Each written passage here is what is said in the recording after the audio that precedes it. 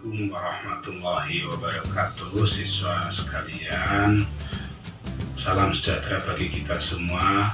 Mari kita lanjutkan belajar fisika. Masukilah gerbang. Siswa sekalian, kita lanjutkan belajar fisika kita. Kali ini kita akan membahas mengenai reaksi inti. Reaksi inti itu berbeda dengan reaksi kimia.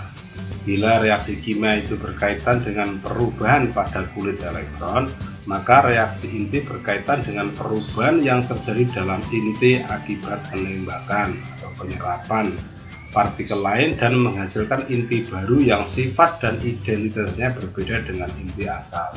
Nah, dalam reaksi inti itu berlaku hukum-hukum kekekalan. Yang pertama adalah hukum kekekalan energi, artinya energi sebelum reaksi sama dengan energi sesudah reaksi. Yang kedua berlaku hukum kekekalan momentum, momentum sebelum reaksi sama dengan jumlah momentum setelah reaksi. Yang ketiga hukum kekekalan nomor massa. Ini hukum kekekalan nomor massa, bukan hukum kekekalan massa, hukum kekekalan nomor massa. Nomor massa di sebelah sebelum reaksi itu sama dengan jumlah nomor massa setelah reaksi. Ingat, ini kekekalan nomor massa bukan massa. Yang keempat itu hukum kekekalan nomor atom. Jumlah nomor atom sebelum reaksi sama dengan jumlah nomor atom sesudah reaksi. Harus dicermati untuk yang ketiga.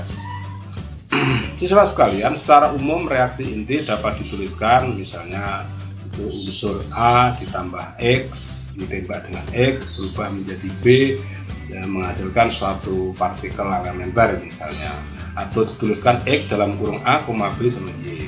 A itu partikel penembak misalnya, kemudian X-nya itu inti atom awal sasaran yang ditembak, B itu partikel hasil, dan Y adalah inti hasil akhir.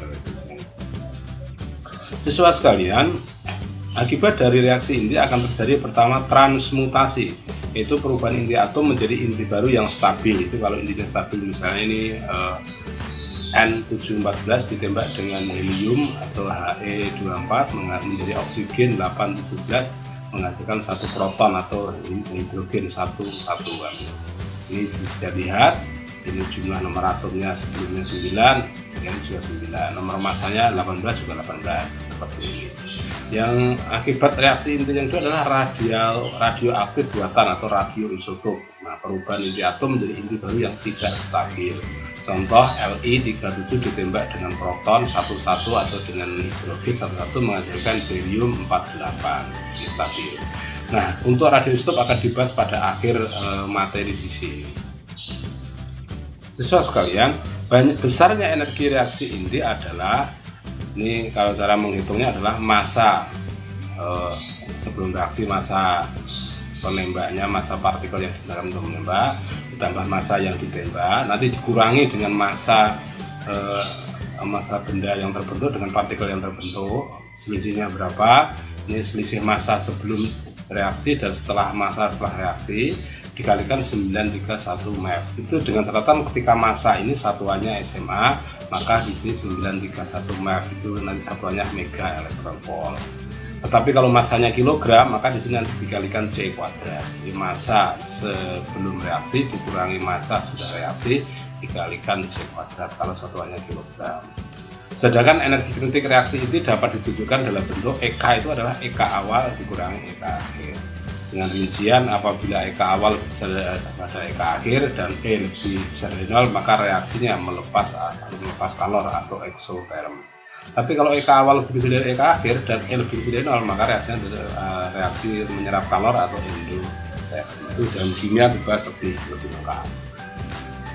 Siswa sekalian, dalam reaksi inti itu ada dua. Yang pertama adalah reaksi fisi. Reaksi fisi adalah reaksi pemecahan inti berat menjadi dua inti ringan dan partikel disertai energi yang besar. Nah, reaksi fisi ini yang sudah banyak dilakukan adalah pembelahan inti atom melalui penembakan dengan partikel atau penyerapan neutron dan menghasilkan inti baru dan partikel-partikel lain. Cirinya jelas, ya partikel yang terbentuk kalau fisi itu pembelahan, jadi besar menjadi lebih kecil. Contoh di sini uranium itu 92U35 nanti menjadi barium 56 atau manuka. Jadi intinya lebih besar awal daripada akhir, intinya gitu, dan menghasilkan krom 3592 dan energi. Ini energi, jelas energi, ini plus partikel. Nah untuk itu biasanya dalam tes-tes soal tertentu itu kamu harus menghafalkan partikel-partikel elementer ini, misalnya neutron itu berapa, proton itu berapa, kemudian positron itu berapa, itu harus nanti dihafalkan, positron, hidrogen, helium, pokoknya partikel-partikel elementer itu sekitar ada 11, alfa, beta, gamma itu nanti kamu harus menghafalkan. Jadi kalau dihafalkan neutron, helium, hidrogen itu yang partikel-partikel kecil itu harus kamu hafalkan nanti untuk menjawab seperti ini. Karena kadang soalnya hanya sebuah reaksi suruh melengkapi, nanti memasarkan berapa proton, berapa neutron itu harus ngerti. Ini neutron kan 01, proton 11 kan. Positron plus 1 0. Kemudian selanjutnya siswa sekalian, karena dalam reaksi fisik selalu dihasilkan neutron yang lebih banyak, neutron-neutron yang dihasilkan ini akan menembaki kembali inti-inti yang terbentuk secara terus-menerus sehingga jumlah fisi yang terjadi meningkat secara deret. Karena fisi yang terjadi meningkat, maka energi yang dibebaskan dalam waktu singkat juga sangat besar, sehingga mampu menimbulkan ledakan besar yang terkenal dengan istilahnya bom nuklir. Ini namanya reaksi fisi berantai. Karena neutron contoh di persamaan ini, uranium dipecah masih menghasilkan neutron. Neutron itu memecah lagi krom dan barium. Barium dipecah lagi, setiap pemecahan menghasilkan energi sehingga energi totalnya itu berantai terus-menerus, akhirnya membentuk ledakan yang sangat besar namanya bom nuklir dan fisika. Siswa sekalian, reaksi fisi itu contoh bom nuklir yang adalah bom yang dijatuhkan dulu di Hiroshima di Jepang, itu meluluhlantakan dan segalanya. Misalnya satu contoh seperti ini, suatu proses fisi, ini contoh tes masuk perguruan tinggi, fisi dari uranium mengikuti persamaan yang ada di ini. Jika pada proses ini dibebaskan energi yang dibebas 186,2 MeV, massa neutronnya tahu, massa intinya tahu, dan 1 SMA 9, maka berapa massa inti barium ditambah krom? Nah ini kalau melihat seperti ini, tadi bahwa jumlah energi sebelum dan massa sudah ada seperti itu. Ini maka di sini masa dijumlah dulu kalikan 931 met dijabarkan. Ini hanya permainan matematis saja, tapi angka-angkanya cukup parah, angkanya cukup, hitungannya agak susah, artinya membutuhkan kemampuan kamu mengalihkan, membagi dengan cara-cara angka-angka yang lebih rumit. Ini cukup sederhana, gampang sekali sebenarnya. Kenapa ini dikalikan 931? Karena tadi satuannya adalah met, ini kan ada banyak dalam met, elektron volt, maka ini dikalikan 931, ini dikalikan 931 ya, sehingga nanti tinggal membagi saja 91 bagi 931 semua menghasilkan nilai seperti ini. Ini hanya matematis saja. Yang penting yang kamu cermati adalah kamu hafalkan partikel-partikel elementer ini ya, itu yang pertama. Yang kedua, berlatihlah menghitung angka-angka yang seperti ini karena rumusnya sederhana, tidak sesulit rumus-rumus yang lain, hanya selisihnya dikurangi dibagi. Siswa sekalian, reaksi inti yang kedua adalah reaksi fusi. Reaksi fusi ya, penggabungan dua inti ringan menjadi inti yang lebih berat. Kalau tadi fisi adalah berat menjadi ringan, ini ringan menjadi berat. Dalam proses penggabungan inti-inti ringan menjadi inti yang lebih berat dilepaskan. Artinya lebih besar itu lebih berat dari awal, bukan lebih berat dari barium atau krom, bukan. Seperti sini, ini deuteron 1H12 kita ditambahkan dengan 1 deuteron lagi menjadi 1 triton.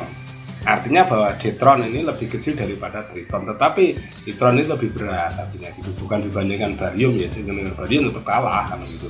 Contohnya ini 1 deuteron ditambah 1 deuteron menghasilkan helium seperti ini. Ini contoh fusi. Saya lanjutkan, siswa sekalian, pembebasan energi yang terjadi pada reaksi fusi disebabkan oleh kenyataan bahwa inti-inti ringan pada umumnya bertambah dengan bertambahnya nomor massa. Akibatnya inti yang terbentuk pada reaksi fusi memiliki energi ikat molekul lebih besar dari inti-inti sebelum bergabung. Reaksi fusi hanya dapat berlangsung pada suhu dan tekanan yang sangat tinggi, supaya inti yang terlibat dalam penggabungan punya energi yang cukup bereaksi walaupun dirintangi oleh gaya elektrostatis. Di antara yang tidak akan reaksi fusi dapat terjadi di matahari dan bintang. Ini reaksi fusi di bintang. Nah, tidak ada yang tidak bisa siswa sekalian. usaha dan doa itu perlu kamu tingkatkan terus-menerus agar kemampuanmu semakin hari semakin berkembang. Karena umur bertambah ya pemikiran juga bertambah. Jangan umur bertambah kemampuanmu tidak bertambah. Sering kita merasakan dulu bahwa waktu SMP dulu fisika mudah, tapi sekarang SMA kan susah sekali ya. Bukan seperti itu, bahwa ketika kamu di SMA kamu umurmu semakin besar, maka kemampuanmu seharusnya semakin meningkat.